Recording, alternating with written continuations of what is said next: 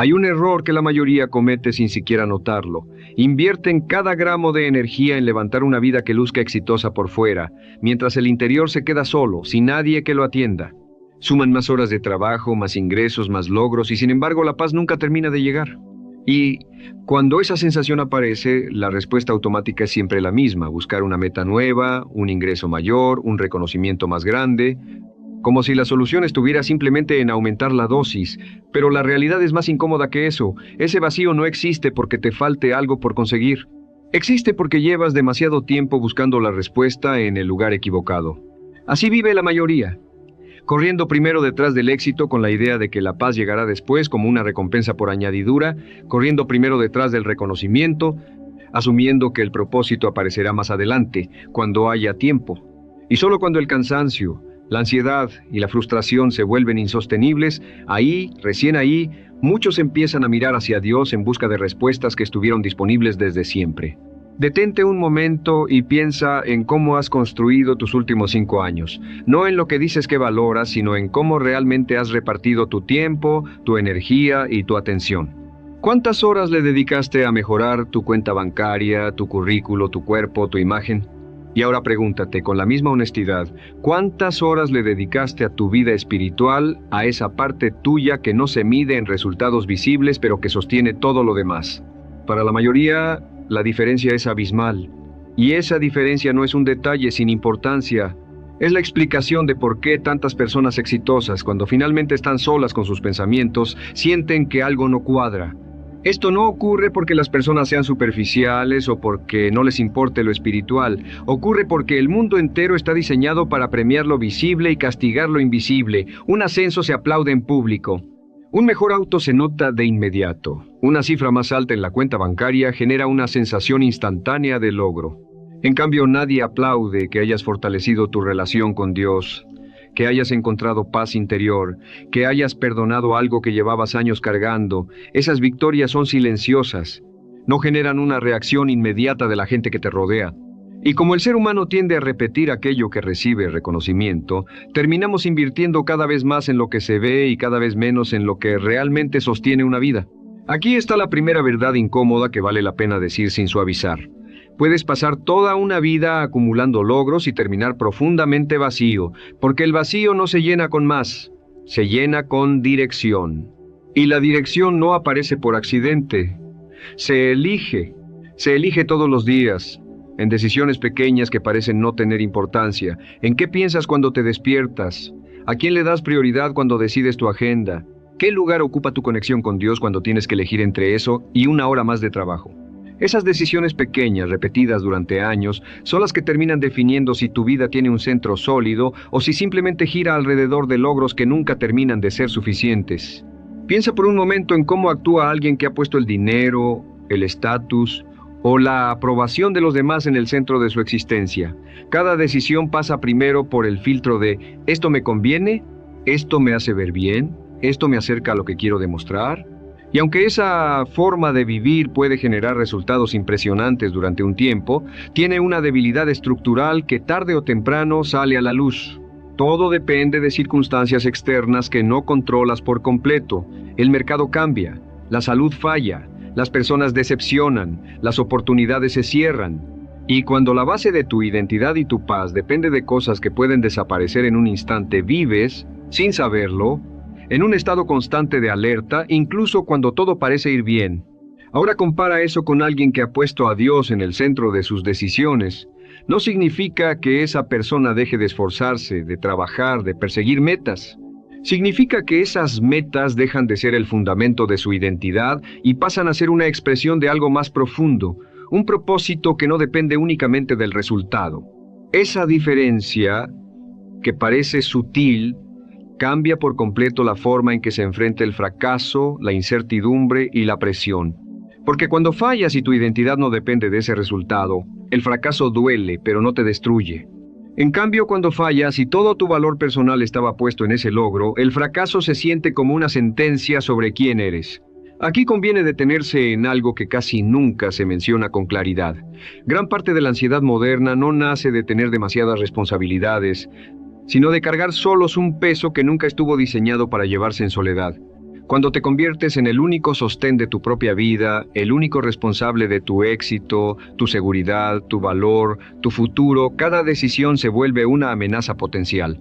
Cada error se siente catastrófico. Cada incertidumbre se convierte en una fuente de insomnio. No es casualidad que tantas personas altamente exitosas describan una sensación constante de estar al borde del colapso, como si un solo tropiezo pudiera derrumbarlo todo.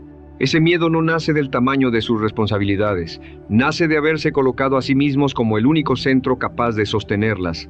Y aquí aparece algo que vale la pena que te preguntes con total honestidad. ¿Cuántas de tus decisiones importantes las has tomado buscando primero qué es lo correcto?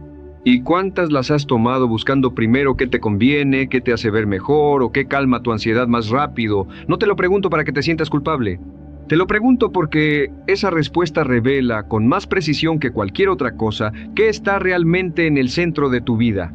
Porque lo que ocupa el centro no se define por lo que dices creer, sino por lo que consultas primero cuando tienes que decidir algo importante.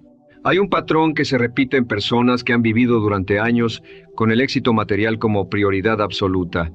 Llegan a una edad, a un punto de la vida, en el que todo lo que perseguían finalmente está en sus manos, y en lugar de sentir plenitud, sienten una pregunta incómoda que no logran callar.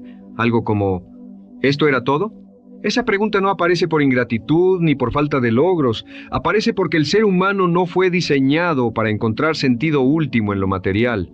Puede disfrutarlo, puede agradecerlo, puede trabajarlo con excelencia, pero no puede construir sobre eso el fundamento completo de su existencia sin que tarde o temprano ese fundamento muestre grietas. Esto explica también por qué tantas personas que atraviesan una crisis profunda, una enfermedad grave, una pérdida, un fracaso público, describen después esa experiencia como el momento en que finalmente entendieron qué era realmente importante. No es que la crisis les haya enseñado algo nuevo de la nada. Es que la crisis rompió de golpe todas las estructuras externas en las que habían depositado su seguridad y los obligó a preguntarse qué queda cuando todo lo demás se cae. Y lo que queda para la mayoría es exactamente lo que habían dejado en último lugar durante años: su relación con Dios, su paz interior, las personas que realmente importan, el propósito que va más allá de resultados medibles. No hace falta esperar una crisis para hacerte esa pregunta. Puedes hacértela ahora, mientras todavía tienes tiempo de ajustar el rumbo. ¿Qué quedaría de tu paz si mañana perdieras el logro que más orgullo te da? ¿Qué quedaría de tu identidad si esa cosa que tanto te ha costado construir desapareciera de un día para otro? Si la respuesta te genera angustia, probablemente has construido tu seguridad sobre algo que no estaba diseñado para sostenerla. Y esto no es un llamado al miedo, es un llamado a la honestidad. Porque solo cuando identificas dónde está realmente puesta tu confianza, puedes empezar a moverla hacia un lugar más firme. Vale la pena hablar también de algo que suele pasar desapercibido. La diferencia entre buscar a Dios como recurso de emergencia y ponerlo verdaderamente en el centro. Casi todos en algún momento han recurrido a la oración en medio de una crisis, pidiendo ayuda con una urgencia que en tiempos de calma jamás sintieron. Esto es profundamente humano, y no tiene nada de malo acudir a Dios en la dificultad.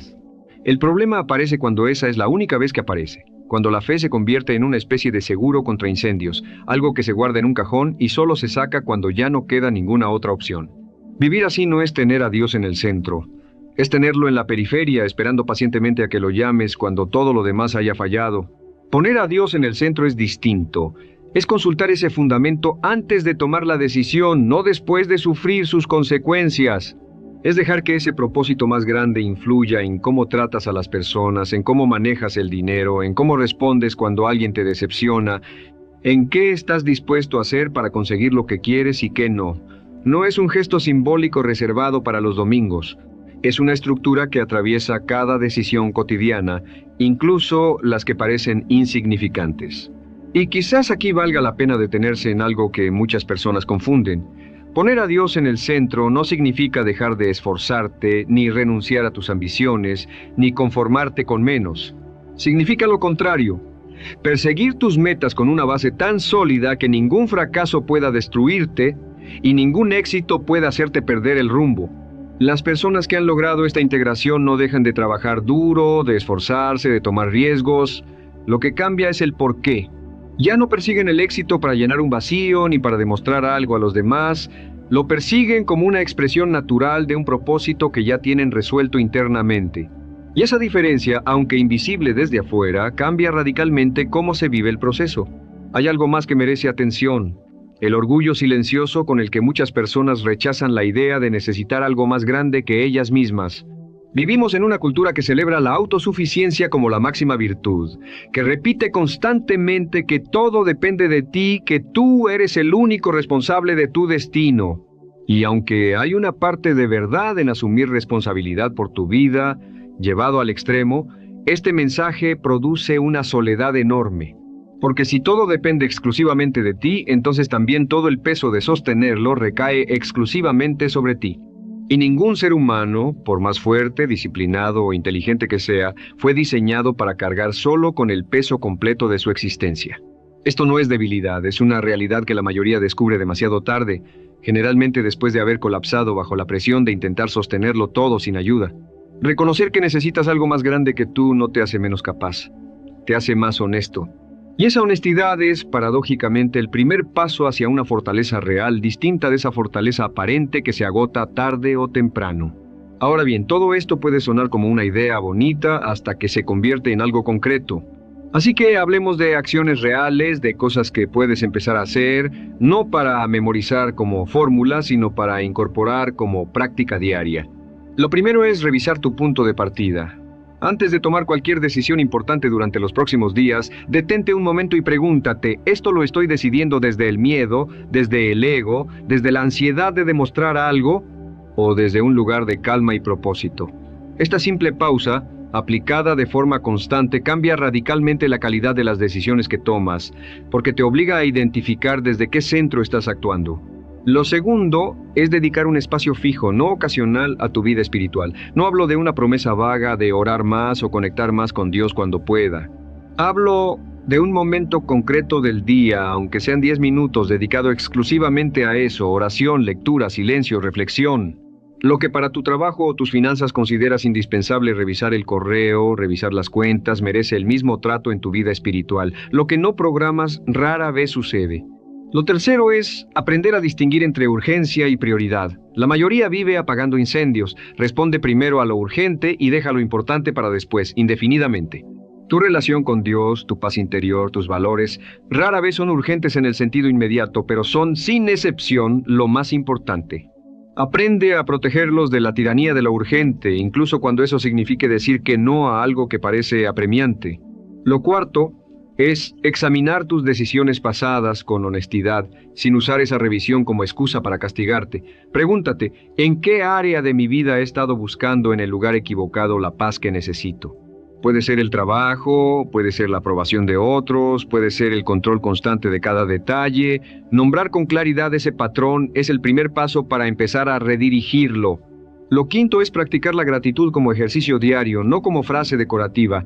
Antes de dormir, identifica 3 cosas concretas del día por las que estás agradecido y reconoce de dónde provienen.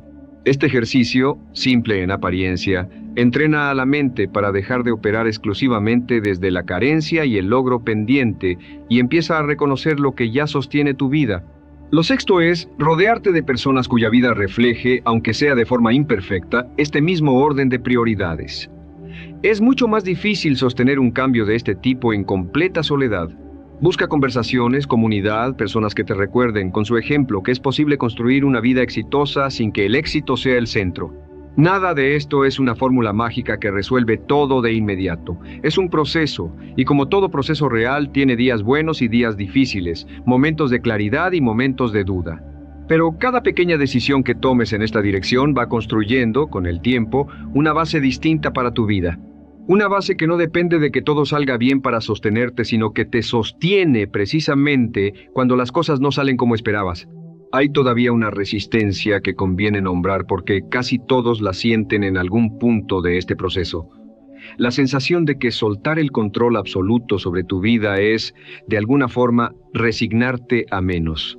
Esa resistencia tiene sentido si has pasado años creyendo que solo tu esfuerzo, tu voluntad y tu capacidad determinan lo que consigues. Bajo esa lógica, poner algo más grande en el centro se siente como una renuncia. Pero ocurre exactamente lo contrario. No se trata de dejar de esforzarte ni de esperar que todo se resuelva sin trabajo de tu parte. Se trata de dejar de exigirle a tu propio esfuerzo algo que nunca pudo darte. Certeza absoluta, control total, garantía de que nada saldrá mal. Cuando entiendes que no todo depende únicamente de ti, dejas de vivir con esa tensión constante de quien cree que un solo error puede derrumbarlo todo y empiezas a actuar con una firmeza distinta, más serena, más sostenible en el tiempo. También vale la pena hablar de la paciencia, porque este tipo de cambio no se nota de un día para otro.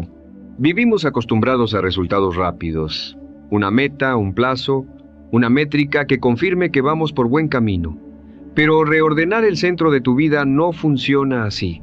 Es un trabajo silencioso, hecho de decisiones diarias que nadie más ve, y que muchas veces ni siquiera tú notarás de inmediato. La transformación real casi nunca se siente como un giro dramático. Se siente más bien como una calma que empieza a aparecer en situaciones donde antes solo había ansiedad, como una claridad que llega en decisiones donde antes solo había duda. Y esa calma, aunque discreta, es la señal más confiable de que algo esencial ha empezado a cambiar de verdad.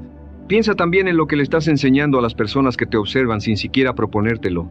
Tus hijos, si los tienes, tus amigos cercanos. Las personas que ven cómo enfrentas tus dificultades aprenden más de cómo vives que de lo que dices. Si lo que ven es a alguien que persigue el éxito como si de eso dependiera su valor como persona, eso es lo que aprenderán a perseguir. Pero si lo que ven es a alguien que trabaja con excelencia, que enfrenta la adversidad sin desmoronarse y que sostiene todo esto desde una raíz más profunda que el simple resultado, eso también se transmite casi sin palabras. No subestimes el peso silencioso de tu propio ejemplo. Quiero que pienses en algo antes de terminar. Piensa en la próxima decisión importante que tengas que tomar, algo que ya está rondando tu cabeza en este momento. Ahora pregúntate, si pusiera a Dios verdaderamente en el centro de esa decisión, ¿la tomaría igual? Si la respuesta te incomoda, ahí tienes, con toda claridad, por dónde empezar.